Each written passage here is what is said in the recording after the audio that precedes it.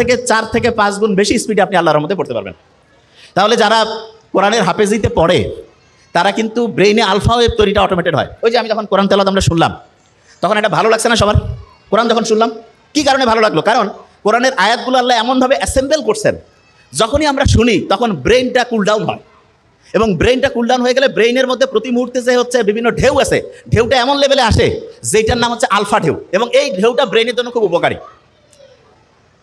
দেখেন সায়েন্স যে আবিষ্কার হচ্ছে, আপনারা দেখবেন কোরআনে একটা আয়াত আছে যে উটকে আমি কেমনে বানাইছি এটা কি তোমরা দেখবা না? উট উট তা কিছুদিন আগে আবিষ্কার হইলো যে উটের যে চোখের পানি আছে না, এই চোখের পানির মধ্যে এমন এক রকমের মেডিসিন আছে যেটা প্রায় 30 রকমের সাপের যে বিষ সেটাকে নিষ্ক্রিয় করতে পারে।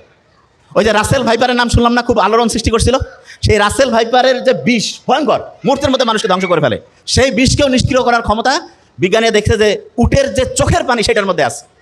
আল্লাহ যে বলছে যে উটকে আমি কিভাবে বানিয়েছি সেটা কি তোমরা দেখবা না? কি অসাধারণ! আল্লাহর কথাগুলো এখন বিজ্ঞানীরা দেখতেছে, যা কিছু বলে গেছে প্রত্যেকটায় সায়েন্সের সর্বোচ্চ লেভেলে।